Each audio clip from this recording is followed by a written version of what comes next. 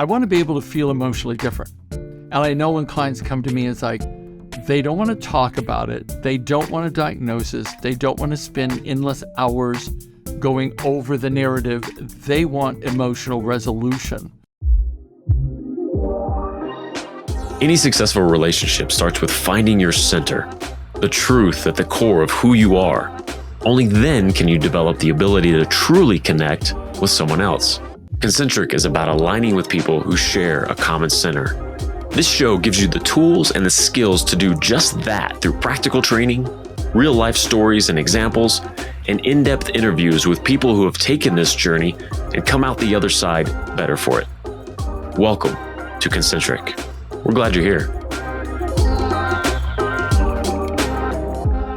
Welcome to episode 21 of Concentric. Today we're talking about this idea of asking for help, something that may seem very easy and simple on the outside. When we actually dig in and think about it from the perspective of really being at a point in your life that you've been struggling with something for a while, or it's just hard emotionally to ask for, to speak about, it can get really tough. And it's interesting, as per usual of the shows that Gary and I do, it's what's going on in our lives or the conversations that we're having out in the world and digging into those here. And for me, this is something that has come up numerous times in conversation just this week. So I thought it was a perfect topic for us to dig into and discuss.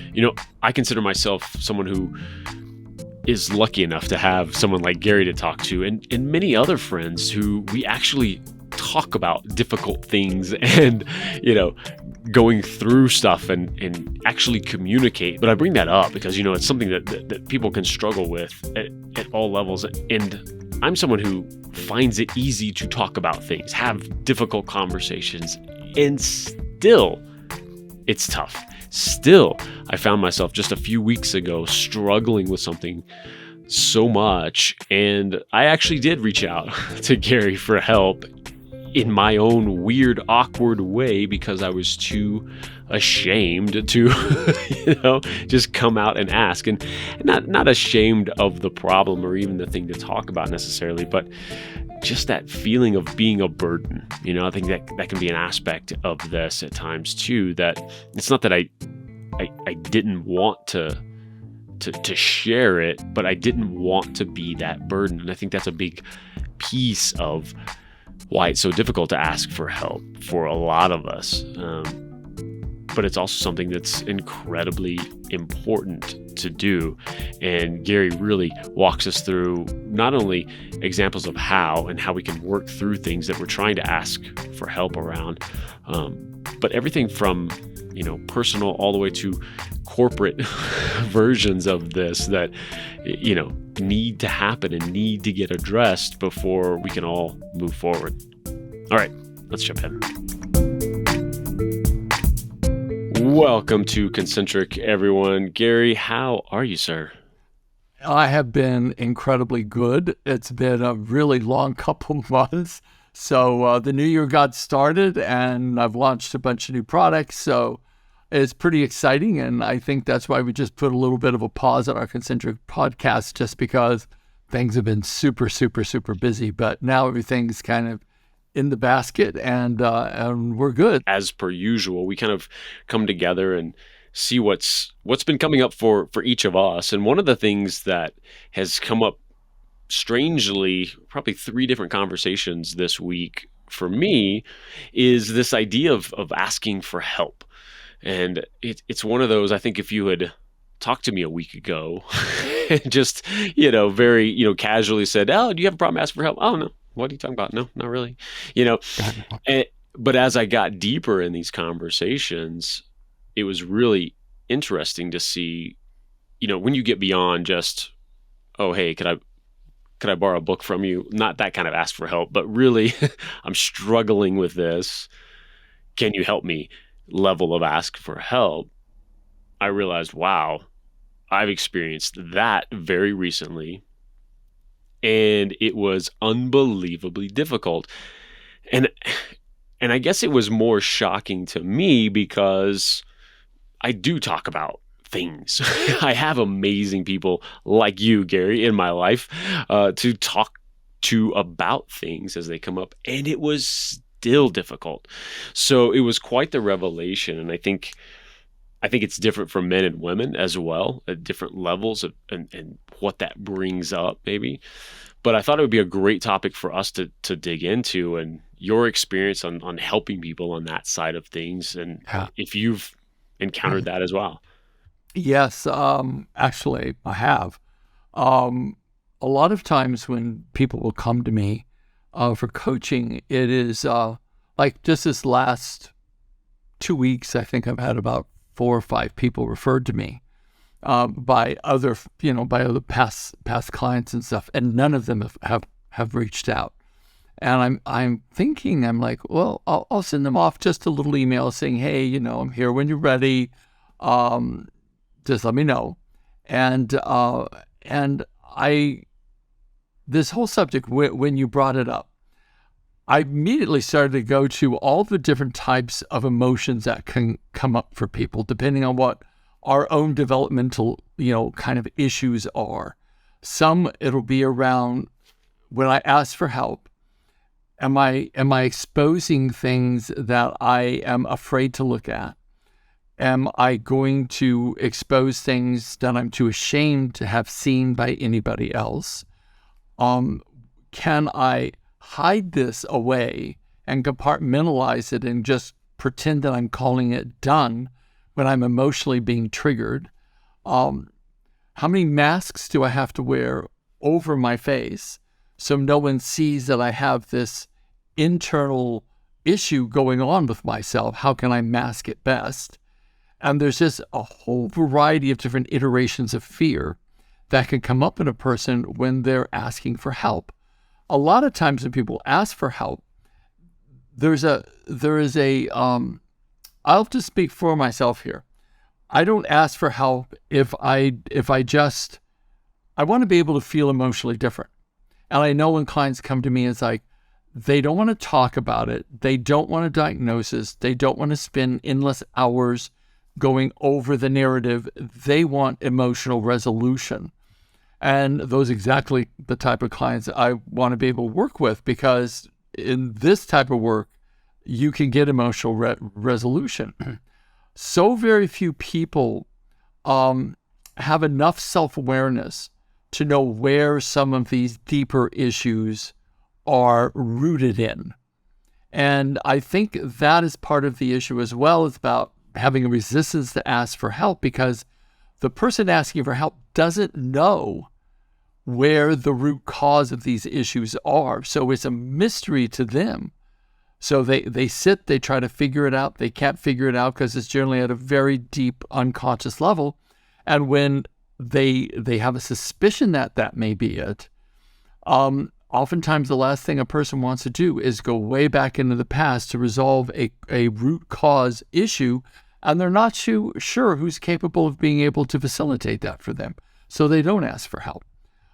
They generally know that traditional psychotherapy doesn't work at the root cause. It wants to, I believe. I think there's really good psychotherapists out there, but the methodologies that are generally accepted in the psychological community aren't historically known to go back to the root cause and be able to create emotional resolution in an expedient manner. So people are like, I don't know what to do with it, and I don't know where to go for it. And so there's natural fear and resistance. But a lot of it has to do with our own, at least many cases that I've seen, is that, and I know this is going to sound odd, but maybe not. Do I want real help, or do I want to punish myself for my perceived wrongdoings? And so oftentimes people will feel guilt and shame around asking for help, and because they have an initial sense of guilt and shame or low self-worth. And then they won't allow themselves to get the help that they need. Well, and I think that's going to be an interesting, because I like how you're laying out these different versions of this, because it goes even, I would say, wider than I expected in terms of what falls under this idea of asking for help, because you also have the people who will ask for help because they just want the attention, right? It's something even deeper than the thing they're asking about. Hey, look at me, look at me. They would prefer to maybe go to the therapist for 6 years because they get to talk about it over and over and, get that attention. And so maybe, because that's the other thing too, people often have an idea of, I need help with this thing. And very often, if the more meaningful it is or pervasive, it comes at a breaking point, time. They're finally going to ask. But even then, they're asking probably, I would say, at a surface level asking in terms of how it's manifested. Here's the things that I can no longer control. I need help with this. Yeah. And I think that's where you're getting at, and you will get at very quickly, is awesome. Great. I hear you. I understand. You don't want to ignore the thing they're saying. Hey, this is what I need help with. And you're like, no, you don't. Like, you want to acknowledge that, but then very quickly take a step back and back and back. And I think in that context, where do you start with someone to try to get to the root of what's really going on? That's a really, really powerful question. Me personally, when I'm coaching, because I've coached a lot of people worldwide. I actually tried to add it up the other day, and I just sort of was giving this number out because I know it's been at least that, and then I will say like 15,700 people worldwide, and then I really started adding up how many clients I've seen a year, and then how many years I've been doing this, and it's way over 30,000. But I don't say that because it sounds like just stupid, like too much of an exaggeration, but it's not. And Wow. And what I thought was, in the trenches with so many clients, our issues are very similar to each other's. There's not a lot of difference in the human condition. And I've worked with everything from, ceremonial, satanic ritual abuse to gang rape to, mother not loving you, father not loving you, violence, and just people who are just, mild to extreme narcissists, relationship issues, the list just kind of goes on and on and on, and lots of trauma. And what I know is that there is a golden thread that runs through all of it. Ultimately, at the end of the day, our life is a university, I believe, for the soul. And we're here to learn how to move past and through the pain of our physical reality and realize that actually, based upon our attitude here, we can navigate through anything. We can come out the other side of anything and make it something that actually builds us from the inside out, grows a muscle we never would have had. I know that sounds a bit like a cliche, but it is the truth that many people who have been dealt a difficult hand in life, the difficult hand is there, that's a fact. But it's how you play that hand that actually makes all the difference in the world. And you do that through the meaning in which you are ascribing to the issues. I think that when people have a resistance to asking for help, a lot of times it is like there's things outside of our awareness. It's almost an unconscious pattern that's running that people can't wrap their arms around. They can't understand it. They don't know where it's coming from. And that is why all change happens that is sustainable. All sustainable change happens at the subconscious level. So unless you're working with someone that can actually dive to that level and actually work at that level, then it's very, very difficult. I was working with a client the other day, and I explained this whole presuppositions of the subconscious mind, and it speaks in symbology. And it is like when you take a cross and you paint it white and you put it right side up on a hill, It means something incredible, right? To masses of people around the world. But you take that same cross, turn it upside down, paint it black, and stick it in the ground, upside down, that means something completely different. So the symbols in our world, when they change, the whole meaning shifts. That's the point I'm trying to make here. Now, the subconscious mind speaks in symbology. That is its language. I did some work with a guy, tremendous trauma in his past, like off the charts, like nothing I've ever heard before. And I did just some very minor work with him. But we worked with the symbology of the subconscious mind. And I would say, he said, I feel terror. And I said, great. Where do you feel it in your body? He said, I feel it here in my chest. I said, just drop your attention down and ask that feeling, because obviously it wants to communicate something or would not have given you a location. Ask it if it could take a form so that we could communicate better with it. Took a form, and the form was like a black ball of tar. And I said, great. What is its purpose? Why is it in existence? What is its message for you? And then it had a variety of things that it relate to him. And the whole time this guy's like, engineer kind of guy, it's like, he said to me, well, when we first started, I thought, what the hell am I doing talking to a ball of tar in my chest? He goes, what is this? And I'm like, dude, just go with it, because it isn't about the conscious mind here. It's about the symbology, because the symbology that the subconscious mind gives an emotional state could be like thousands of different events that built that emotional state with the evidence that that emotional state was valid and real, and you may have experienced that emotional state thousands of times. We don't. So there's like an efficiency on the subconscious mind's tremendous aspect instead of these, like trillions of tremendous feelings. Now it's a single right thing. And I'm not talking to him about the different episodes and why this person did that person, what that means and what the diagnosis is. It's like, I don't care. I want the person to get emotional resolution. So we're talking about this, and I said, okay, great.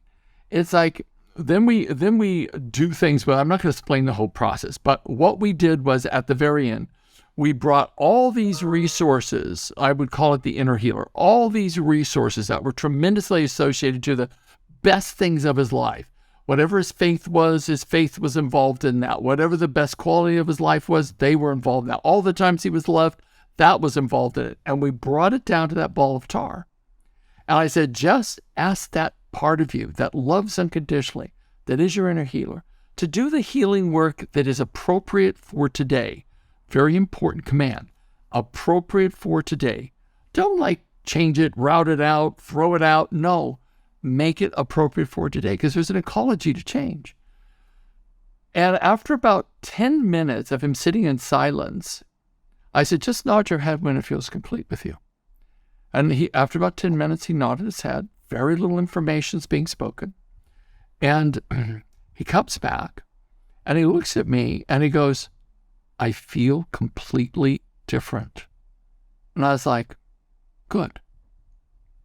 Sit with this for a week. We'll connect in a week. And then we'll have another conversation and see what else we require to do.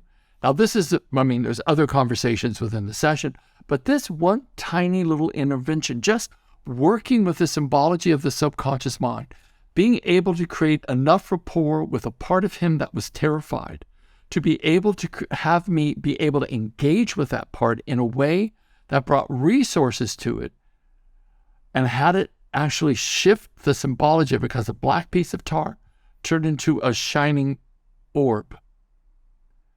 And I was like, okay, there has been a shift. I don't have to know what. All I know is that that form, that symbol that the subconscious mind gave, from black tar to a shiny orb, there's been a shift. I don't have to know any more than that. I see him a week later, and I said, how did you integrate that last session? How are you doing today? He said, Gary, it feels like I'm a different person. And that I haven't had that terror since we did that process. And I was like, awesome. I saw him this week, which is 3 weeks from the original session, I go, how are you feeling? He goes, I don't have that terror anymore. I hope you're enjoying this episode. If you want to take a deep dive into the concepts Gary is talking about here and so much more, I've got something for you. From time to time on the show, you may hear us talk about Gary's course, Creating Incredible Relationships. This course is the culmination of Gary's 35 years worth of seminars, one-on-one training, and transforming the lives of over 11,000 people on 4 different continents. To learn how to build alignment and heck, just get along with others sometimes, we all require skills that are not commonly known and are not out there in the relationship development space. We need help. That's why Gary put this course together. The content in it is powerful and comprehensive. But just like we've done with this show, it's put together in a way that's easily consumable and quickly implemented. To gain the ability to take every relationship you have or want to have to the next level, go to garyscourse.com and see how to get started. Now, back to the show. So I'm looking at that. This isn't me making up a story. These are like actual accounts of what happened. And I said to him, isn't it amazing that the subconscious mind can be so powerful when worked with in a way that is so respectful of it, that it can change things in a blink of an eye that have haunted you all your life? And he goes, I'm completely blown away. I do not even know what to say about it. Let's do more.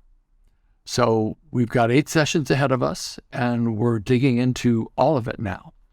So I guess one of the things, going back to the original subject of why people don't ask for help or why there's resistance, because people think it's going to be hard and difficult to actually feel different about what's happened to them. People think this bad thing happened to me and there's nothing I can do about it. I'm not doomed, I won't say that, but I am frozen in time by that event. And I know because it's happened, I can't change it.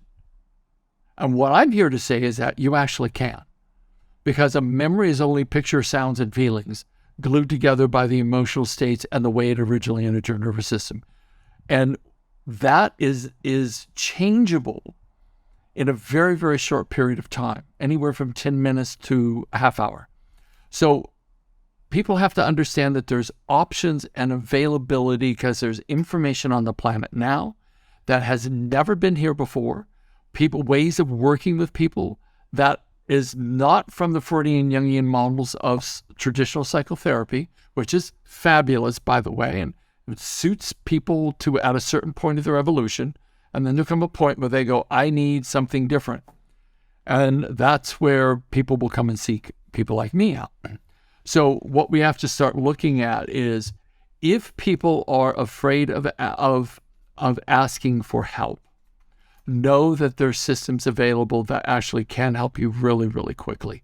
Know that you can shift your emotional states, that your past is only a series of pictures, sounds, and feelings with the emotions tied around it and the beliefs that orbit around those events. And once those are shifted, and they can be shifted, once they're shifted, then you have a different emotional state that you will feel. And in that, it starts to change your life. Because the emotional state you walk around in is literally what you draw to you. And so this is what most of us don't understand, is that if I have something in my field, like we talked about this before, I was talking about my issue, thing, I've got this, I just discovered like how far back it goes. So after we get done, I'm going to start working on that, which it'll be very cool for me. And so, but when we have that, then we're able to start shifting what starts showing up. Because I don't want to go to the law of attraction too much, but I do want to go to this, the more of the biology of it is that we have a reticular activating system in the back of our skull, pencil-shaped organ about that big. And what it does is when we believe something and we believe it, we will look out into our three-dimensional world, and it acts like an algorithm that literally eliminates contrary evidence to our belief systems. So if we're thinking that we're worthless and that we're a piece of garbage in some way, cancel clear, and we're thinking that, then what actually begins to start showing up is more evidence that that belief system is real and true, because that's what the reticular activating system does. It ignores. Have you ever tried to give someone a powerful compliment of who they are and how you see them when they feel horrible about themselves? They cannot and will not hear it, nor will they take it in. We can't do it. So this is why we have to start shifting beliefs, doing some of the deeper work, so we think we can get the help, shine brighter, get out there, make our contribution, because each one of us, I don't think the world's complete until we all kind of show up as complete as we can be. I think it's kind of time, myself, because as we know, the world's getting just a tad bit more, what's the word? Feral. That we require to show up in a way that has more humanity. And we can't do that if we're dragging behind us a wounded heart. Yeah. And I think this is the most interesting, it's the biggest piece for people to grab onto that isn't spoken about enough with the approach you do specifically, is that it's a seeming contradiction, because it is the deeper work, right? And inherent in that thought is, oh my goodness, I'm going to be reliving how painful this has been for 30 years, and it's just going to be more of that. And if I've been going through it for 30 years, it's going to take 30 years to get to the other side, or some version of that. And I think that's the piece, is that it's this, yes, it's the deeper work, but it's less painful than lightly talking about it for the next 6 years to somebody, and certainly then to continue to carry that around and bury it. Well, you know personally how quickly these processes can change past events that used to be really heartbreaking. Yeah. Yeah, and it's amazing. I mean, it's because that something you said earlier on too, again, going back to, why people won't ask for help. Ben. I know people personally who have their approach with a lot of things that they know they need help with, and to get this stuff figured out, just like, I'm not opening that door, because No. and then a lot of folks, not only to not face it themselves, but there is that level of either shame or embarrassment, or I can't say this out loud again, or I don't want to rehash it. And I think that's something that's so amazing with your process. I think there's room certainly for sharing, for the people who need to get out, hey, this happened to me. There's room, you allow that space for that a little bit, but it's also not necessary. You Right. touched on it in that example. Like, I don't need to know the detail. This is coming from you. This isn't you going, okay, we're going to find your black tar thing and we're going to turn it into orb. Like, no, this is the best version of your, I'm listening. I'm here to listen to your subconscious, It is literally, Jason, the most respectful way to work with people, because those aspects of symbology that come forward from a client, that is the collective of their unconscious mind's way of symbolizing their pain. And when that transforms, the emotional pain transforms. And it sounds so simplistic, but it is so respectful, because I'm not saying to the client, oh, you're wrong. Oh, you belong in this category of diagnosis or that category of diagnosis. It's none of that. It's literally pacing the sanctity of how their subconscious mind, the collection of everything they've ever experienced, and it's in your belief system for lifetimes till now, from eternity to now. And if any of that is true, then the most sacred way to work with someone is to honor that and work with the depth of the deepest part of them and give it the space to transform in its own way and its own time, and help it along the way through conversations and more strategic questions. And it works. That's the bottom line. It works. So powerful. And, I want to say this one thing for people that are in a leadership position in organizations. I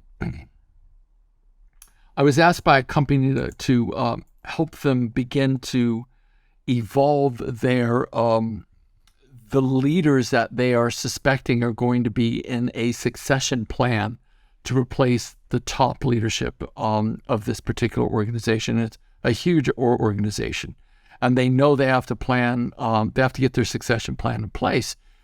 And I said to them this one thing that just picked up their ears, and I said, you can train someone to do their job better. You can train someone to resolve problems more effectively and to understand more about project management or strategic planning or board governance. You can train someone to do all that. But what you can't train them to do is to bring their soul to the job.